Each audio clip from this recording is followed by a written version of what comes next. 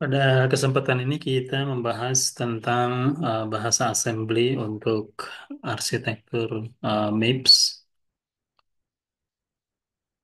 Oke, Eh, di pertemuan yang ke-15.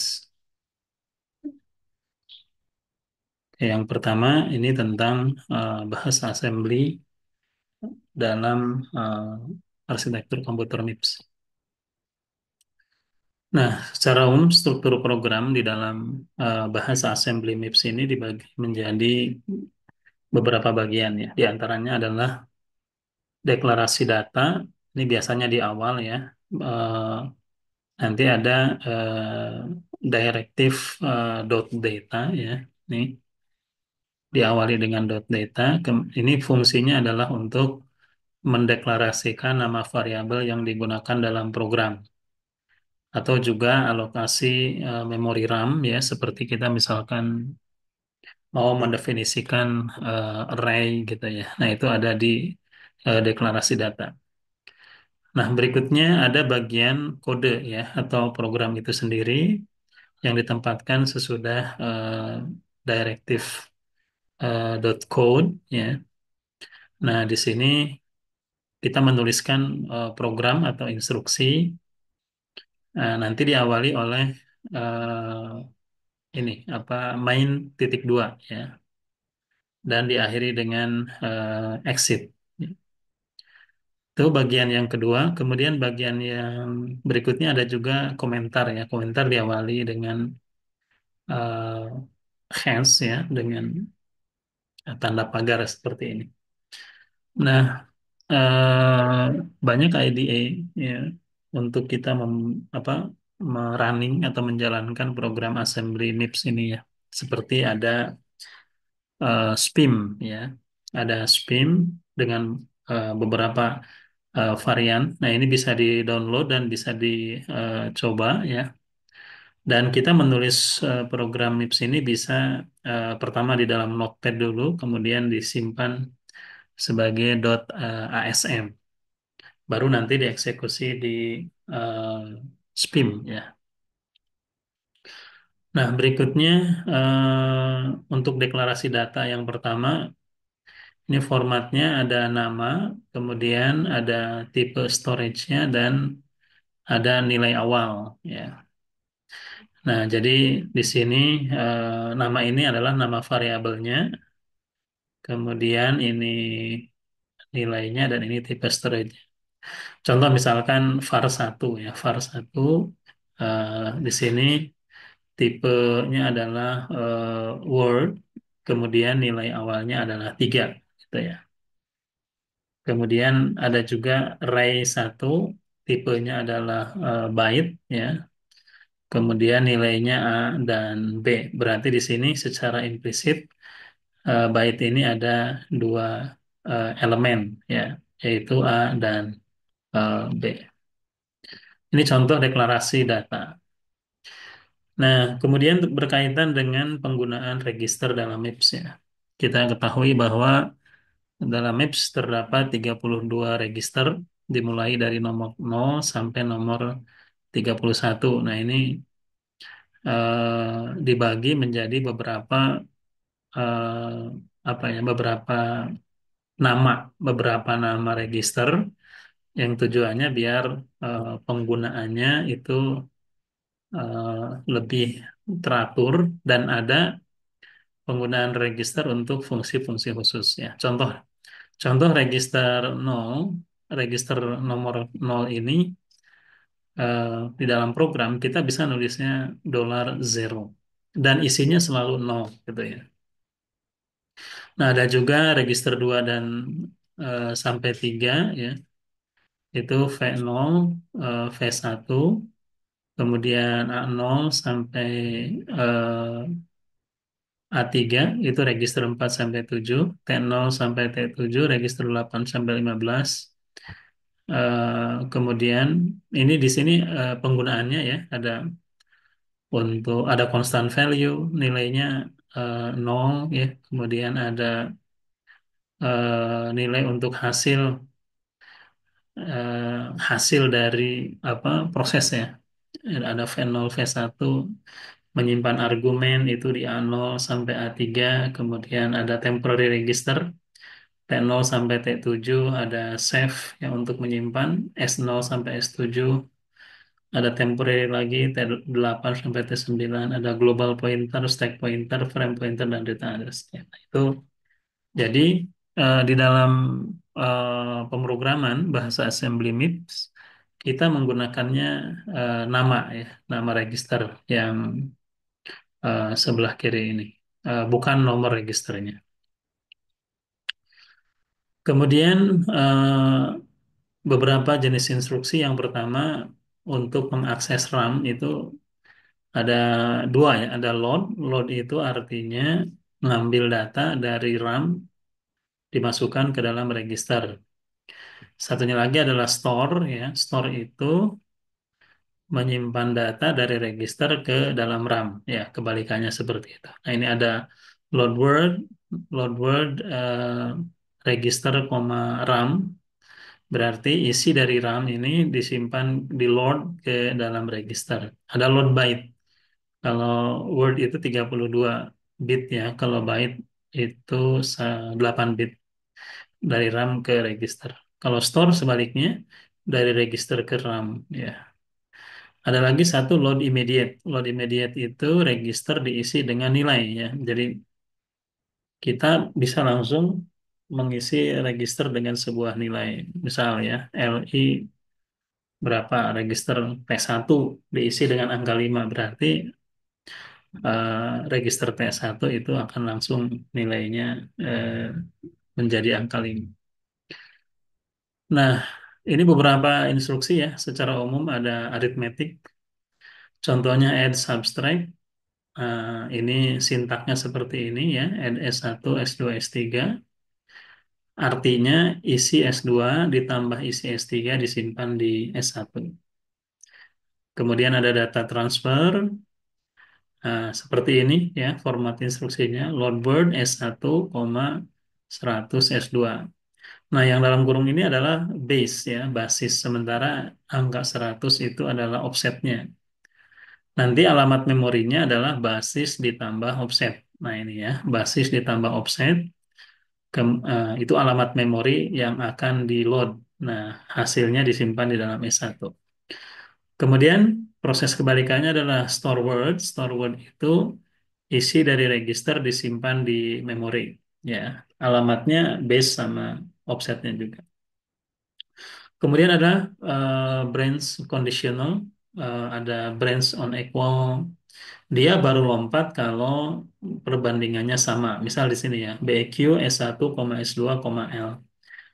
Nah, nanti dibandingkan dulu S1 dengan S2. Kalau misalkan nilainya sama, baru lompat ke label L ya. Tapi kalau misalkan isinya beda, maka tidak lompat gitu. Ada lagi kebalikannya, branch not equal. Kalau ini kebalikan dari BEQ. Kalau tidak sama, dia lompat gitu.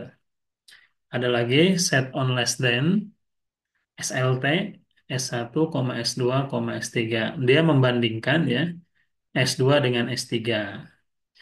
Kalau S2 kurang dari S3, maka S1-nya diisi angka 1. Tapi kalau S2 tidak kurang dari S3, maka S1-nya diisi angka 0.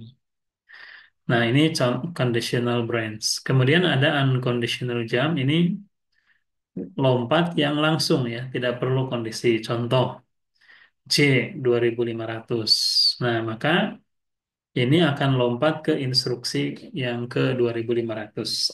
Ya, itu alamatnya 10.000. Kenapa 10.000? Karena gini, satu instruksi di dalam MIPS itu disimpan di dalam 4 alamat. Jadi kalau misalkan jam ke instruksi 2500 itu harus lompat sebanyak 10.000 ya. 2500 kali 4 jadi 10.000. Nah, begitu ya dikali 4. Kemudian ada jam register ya, JRRA. Jadi lompat ke isi dari RA ya. Ada jam ending. Jam ending ini nanti digunakan ketika memanggil fungsi atau prosedur. Nah, kenapa ada linknya? Karena nanti nilai PC itu disimpan dulu ya di dalam return address ya. RA ini return address. Nah, Kemudian lompat ke alamat 10.000 maaf, karena di sini JAL 2.500-nya dikali 4. Nah, nanti di sini ada prosedur dikerjakan. Nah, setelah selesai menjalankan prosedur, maka kembali lagi ke alamat yang tertulis dalam RA. Jadi ke pemanggil fungsinya, yaitu unconditional jump ya. Nah, ini contoh ya, contoh instruksi load store. Misal ya, ini data, ini directive.data, ada var 1 itu adalah word yang isinya angka 23. Jadi di sini var 1 ini variabel, nama variabel ya. Nah, kita lihat di sini load word T0, var 1. Berarti di sini isi dari var 1 akan di load ke T0. Kemudian load immediate T1, T1 diisi angka 5. Kemudian store word var 1 ke dari T1. Isi T1 disimpan di dalam var 1. Itu artinya angka 5 ini yang isi T1 akan menimpa var 1 yang tadinya 23 itu menjadi angka 5. Nah, itu contoh instruksi load dan store. Eh, Pengalamatan tidak langsung ya. Ini hanya digunakan pada instruksi load dan store. Contoh ya, ini load alamat. Di sini mencari alamat. Instruksinya LA, load address ya, load address T0 var 1. Jadi nanti yang di copy itu adalah alamat dari var 1, alamatnya ya, disimpan ke dalam T0. Nah, pengalamatan tidak langsung seperti ini ya. Jadi load word T2, T0. T0 ini basisnya, basisnya. Jadi mengambil data pada RAM yang ditunjukkan oleh isi dari T0. Ini alamatnya ya. Kemudian disimpan di dalam T2. Demikian juga store word menyimpan data dari T2 ya ke memori yang alamatnya ditunjukkan oleh T0. Nah, itu yang disebut dengan tidak langsung.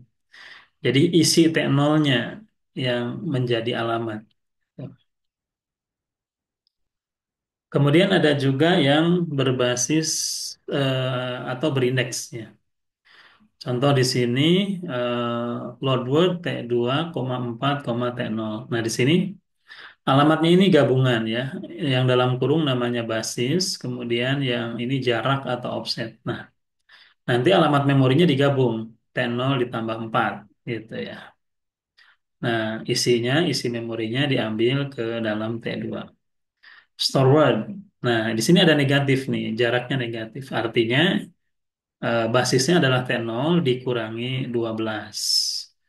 Berarti isi dari T2 itu disimpan di memori alamat isi dari T0 dikurangi 12. Oke. Ada juga pengalamatan berbasis khusus ya, seperti pada array. Mengakses elemen sebagai offset dari alamat basis, stack, ya, kemudian di sini stack juga sama ya, mudah dalam elemen dari stack pointer atau frame pointer. Nah, ini biasanya menggunakan jarak untuk isi dari elemen array-nya atau elemen stack-nya. Satu elemen biasanya menempati 4 alamat gitu ya. Ini contohnya ya, kita lihat ya, pengalamatan tidak langsung dan berindeks.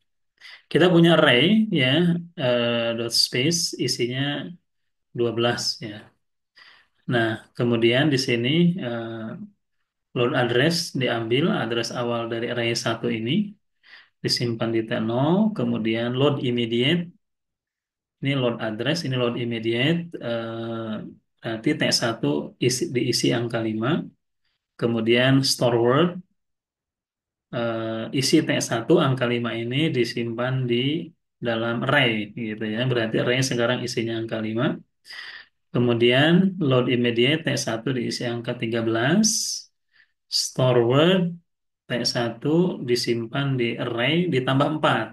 Nah, berarti ini elemen yang kedua ya. Jadi elemen pertama diisi angka 5, elemen kedua diisi angka 13. Kemudian load immediate T1 diisi dengan -7. Oke, itu contohnya ya. Contoh eh, menginputkan data ke dalam elemen array.